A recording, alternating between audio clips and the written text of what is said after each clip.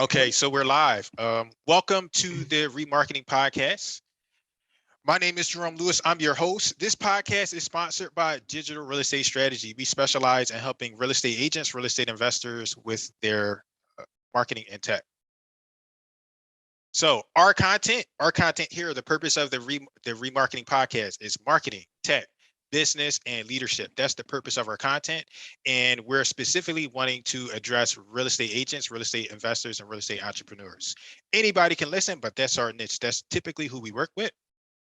So again, our purpose here for this interview discussion, this podcast discussion is to spotlight our guests. So Scott, our purpose is to spotlight you, your business, your service, or your product in a way that provides value to you, including market exposure and content creation. Our second purpose is to educate and inform our audience and listeners. All right. That being said, I'm going to give an introduction of Scott. Scott's our speaker for today. Scott is a highly focused professional working in the field of applied behavior analysis.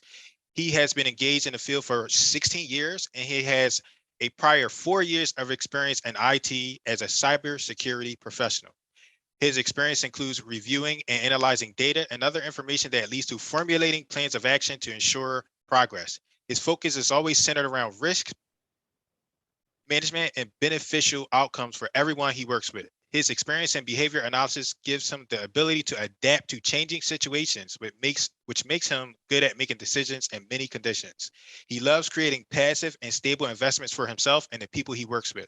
His experience has given him the ability to quickly find the best solutions to people's needs with their investing goals. He also enjoys showing real estate investors how to creatively structure a property purchase in a way that removes as much risk and out-of-pocket cash as possible. That being said, Scott, the floor is yours. Tell us a little bit about you, Scott. And after you tell us a little bit about you, I'm going to ask you some questions. All right, great. Well, Jerome, I just want to say thank you for having me on today. It's a great pleasure to be here and talk with you guys and to talk about what I do and my business and how I like to invest in real estate. So I essentially got started in real estate about 4 years ago. And in my education and mentorships that I sought out for real estate, I eventually got into note investing. And at the time, I was currently working a full-time 9-to-5 job during the day as an applied behavior analysis, working with the disabled.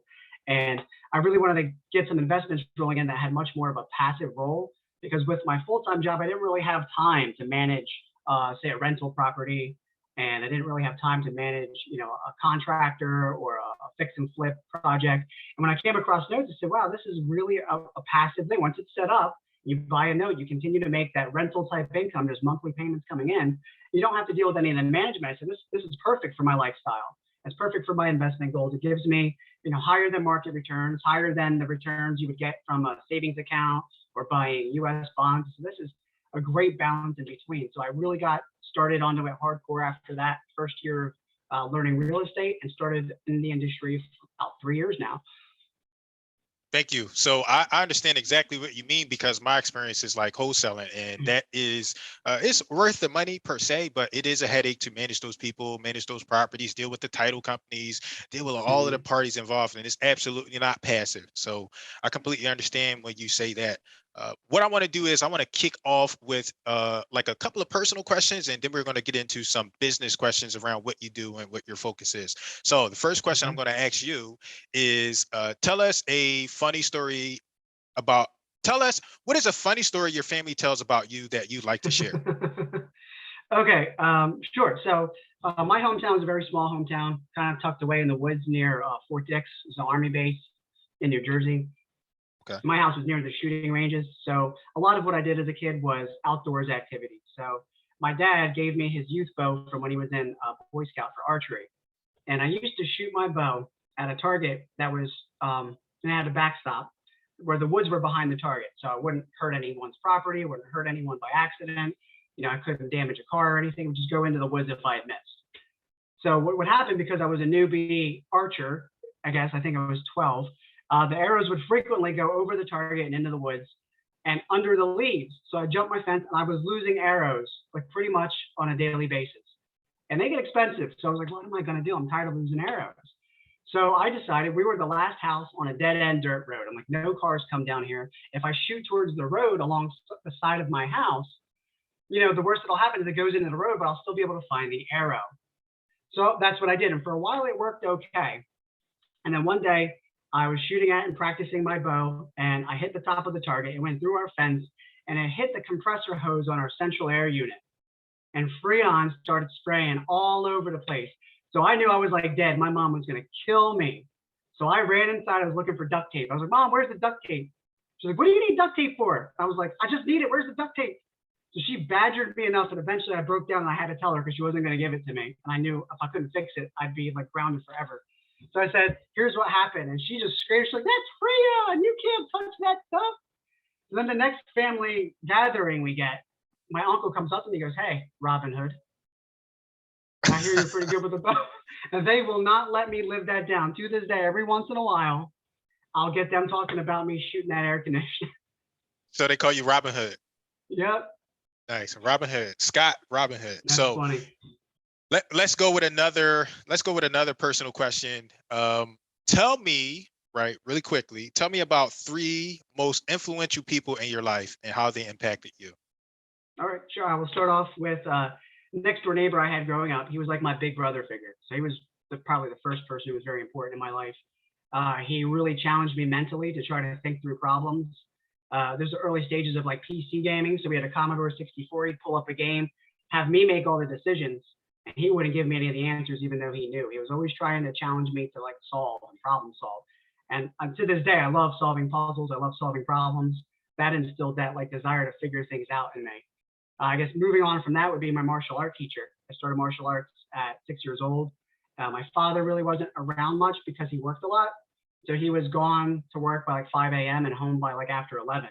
So I didn't really see him too much. I have a strong male role model. That was my strong male role model. He, toughened me up. He taught me to, to put effort into things, to be dedicated to something and consistent over time.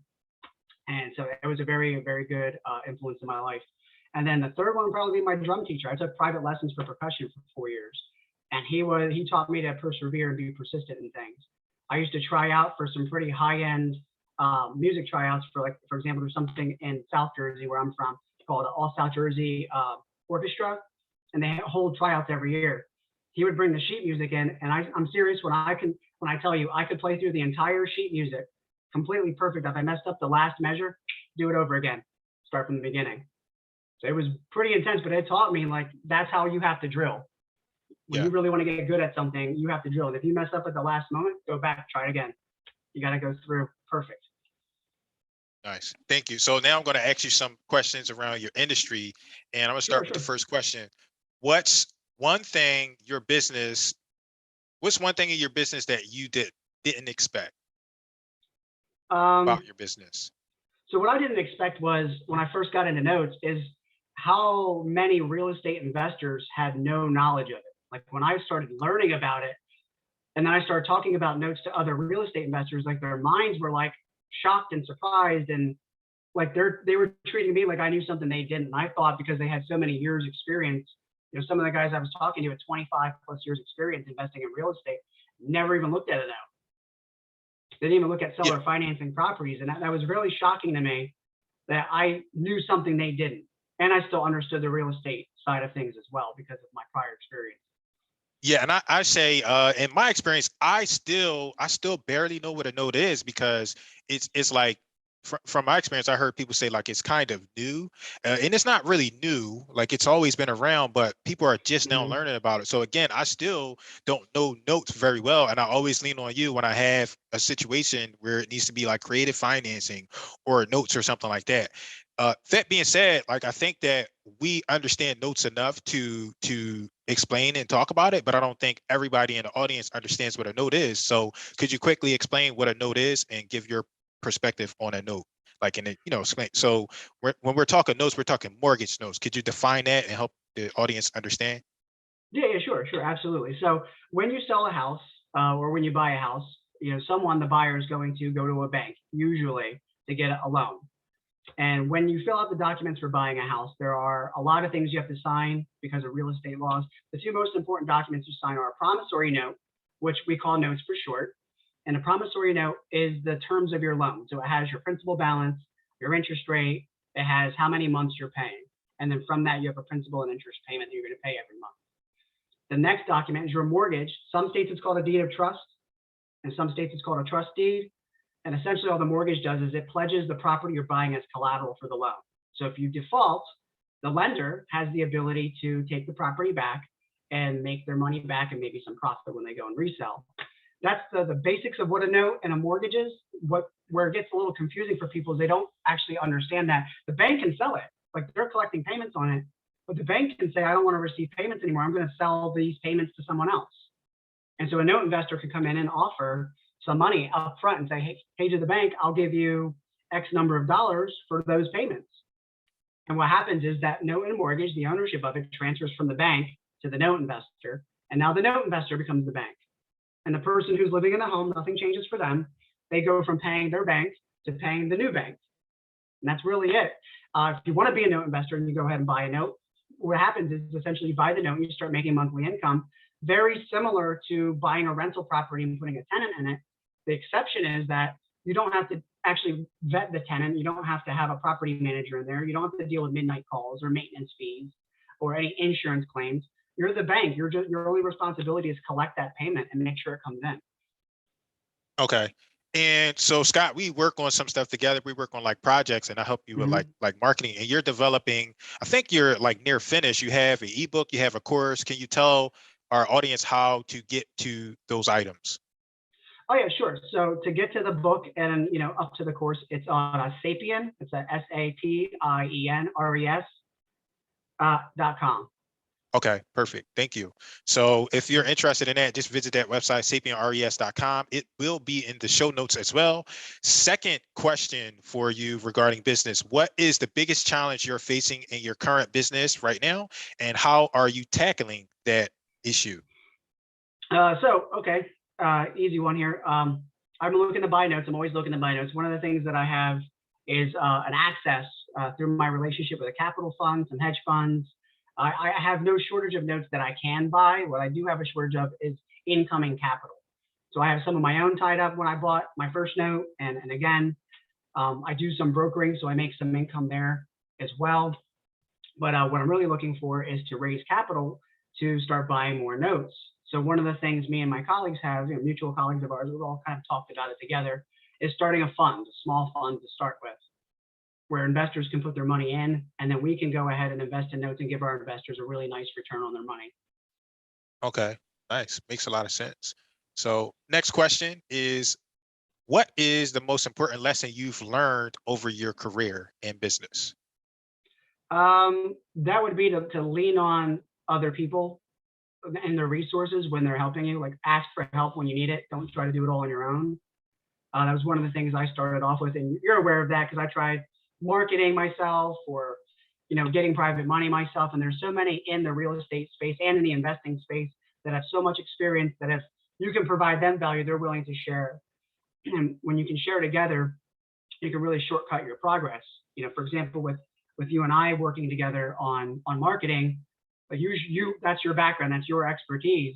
I would have probably spent years trying to figure it out if I didn't utilize your help. So absolutely, use the resources other people have, build those connections and those relationships first and foremost before you do anything. Okay. And always be willing to provide value first. Yeah, lead with value first. I would say to build that relationship, always lead with value first.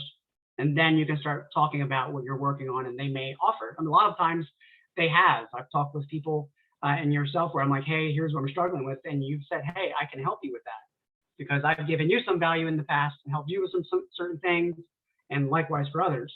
So it's always, lead with value, and then, let people know what you're doing, because if they can help and they want to help, they will offer. Yeah, I find so value is an interesting phrase. I find that different people have different definitions of value, and some I like, some I don't. But I want to know, in your perspective, what does the word value mean? Okay, so it's a very, me with words and language. I love that sort of thing. And value is a subjective thing. It's very personal to everyone. So I think what's important when you're dealing with others is to do a discovery process with them where you explore what they find is important. Essentially, what's valuable is what someone finds important. So once you discover that, you get to what's important to them. Now you're like, okay, well, then if I can do these things that they find important or supply something that makes that easier, they're going to see value in that because it's important for them. Absolutely. I appreciate that. I like that. That's one of the best definitions I've heard of that so far, because different people believe that value means different things. Like value to me is going to be different than the next person. It's always going to be different. Like a value to me is, hey, play this video game with me. A value to me could be, hey, make this sandwich to me on that day. It really is really subjective. And a question that a lot of people ask is, how do I provide value? And that's up to you. You have to figure out how you can provide value to that other person if you want something from them. So yeah, I appreciate your answer. We're going to move on to the next question. The next question I have for you is, what is one piece of advice you give to someone starting out in your career? So in the note industry, yes. I would say find a mentor. Like find a mentor. Find a mentor. Yeah. So you would what I would do is, if I were fresh, just getting started, and I knew notes is what I wanted to do, I would show up to my local real estate investors association, where real estate professionals get together, they talk, they congregate, and I would start looking for people who do notes and start telling, like, this is what I'm looking to get into. And then I would find a way to take some work off their plate, or to find out what's important in their business, and then see if I can do something in return for them teaching me. There's some type of exchange. If they like have a lot of phone calls they need to answer, I might offer to field those phone calls for them and give them just the important ones. You know what I mean? Like things like that. One thing that I think most business people find valuable, I don't want to speak for all, but it's definitely a good place to start. That's their time. A lot of people who are in business and they're active, time is precious to them. So if you can give them more time back by, like I said, answering emails or phone calls, that may be something that's worth them just teaching you a little bit here or there, or be willing to pay. That's the other thing. I mean, nobody's going to turn down getting paid for coaching or mentorship as long as you're willing to pay for it. Gotcha. So I'd be looking for that. In the note space, there are a number of mentors out there, ranging anything from a few $100s to tens of thousands of dollars. So you can find mentors to kind of shortcut your learning curve here. My note course that I have coming out will help with that as well. So I kind of wanted to come up with something that was pretty easy and breaking things down on a simple level that everyone could understand. Okay. And I know you do consulting, but do you do any mentorship or coaching? I will be doing some coaching with the course. Yeah, that's something I have packaged up with that strategy session and perhaps some ongoing coaching. Okay, helpful. So I got a next, and I love productivity. So the next one is about productivity. What's your favorite productivity hack for entrepreneurs and business owners? Well, one of them you actually shared with me. So I like that one. I heard about it before, but didn't really start implementing it until you brought it up to me, which is batching. Okay. Taking like, say, if you have to do videos for your social media, like taking a couple hours and doing them all at once.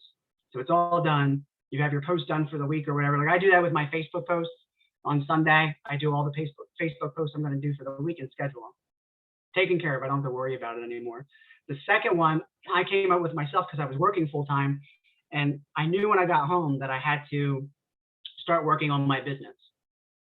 But if I did what I wanted to do, which was to sit down, pull up YouTube, I probably wouldn't get up or do anything for the next couple hours. So my productivity hack for that was to don't sit down. Like have your list ready to go with what you need to do. If you're working a 9 to 5 or whatever, and you come home, stand up and then just look at that list. And at some point you're going to feel anxious or the urge to do something. And that's when you start with the first thing. For whatever reason, sitting just led me to wanting to sit and relax more and not get up and do work. But if I stood up and I just waited for a little while, the urge to move is what came over me. And I redirected that towards my list. Nice. That's helpful. So we're going to move to the next section. I'm going to ask you some questions around some resources that people can probably get to kind of learn more, to grow themselves, their business, as well as learn more about you. And the first question is, I want to ask you is, what are 3 books that you would recommend to the audience, and why? Okay. I have more than 3.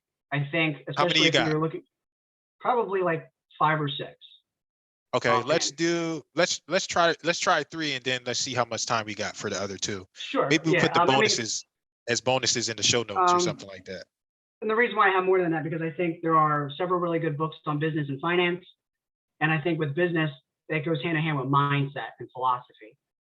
So I have a couple with that. So what I'll do is I'll try to balance these three between those, so then we have time. But the first one for mindset that I would recommend is called Meditations by Marcus Aurelius.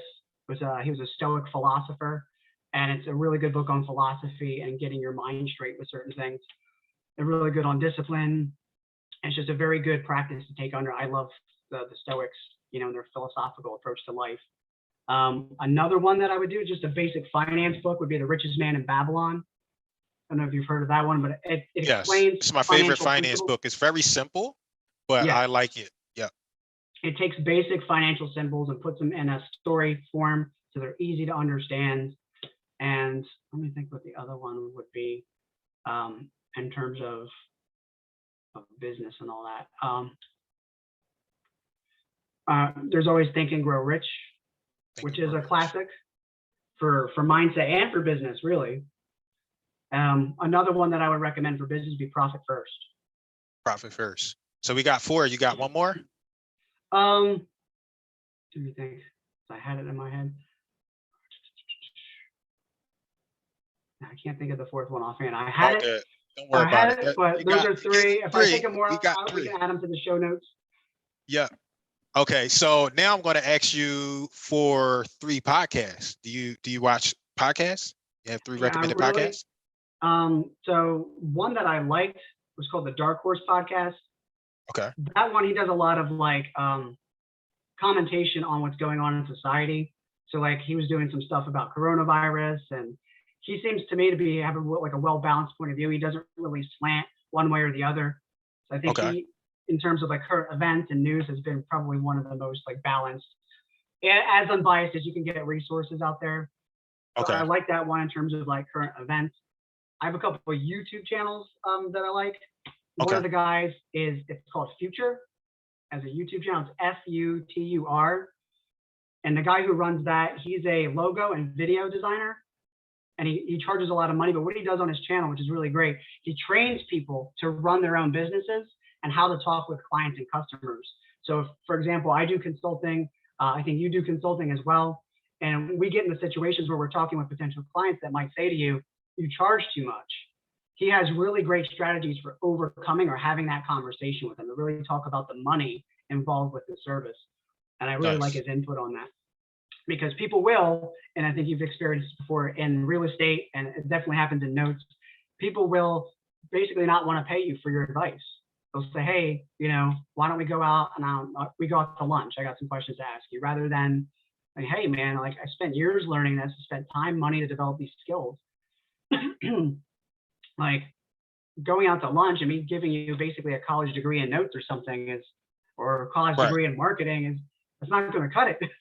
Right. It's not worth it. Let me go out, and I always say the most annoying phrase that you hear from people that want to learn something from you is, let me pick your brain. That is one of the most annoying phrases. And it's we just got to stop doing that and stop saying that. So yeah, I appreciate that. I agree with you. So you gave us a podcast, a YouTube. You got anything else? Another resource? The other one I like in terms of like a business as well is Noah Kagan. Okay. So he started AppSumo. He got fired from Facebook, started AppSumo, but he does a lot of videos on entrepreneurship as well. I was having someone I know watch one of his videos, which is called $1 Million Business in a Weekend. And he goes through a 5-step process, how you can take an idea, test it, find out if it's worth $1 million, who's interested, and then even pre-sell things to make money on it before you even get it up and running. So he has really cool ideas about starting businesses and how to scale those businesses. Nice. So we are running up towards the end, and I have one more question for you, Scott. So where can listeners find out more about you online? Okay, so I'm on Facebook, so you can go in to find Scott Slackter. My business is Sapien Real Estate Solutions. You can find us. We have a business page on Facebook. Also have sapienrealestatesolutions.com. On that site, there are blog post articles that have information about notes and talk about it in more detail. I do have scottslackter.com where you can learn more about me personally. And then if you want to learn about the book and the course that I have being completed shortly, That's sapienres.com. All right. All right. So Scott, that's a wrap. I appreciate you coming. Thank you so much. Yeah, thank you for And having me. And I love being on here. Love chatting absolutely. with you.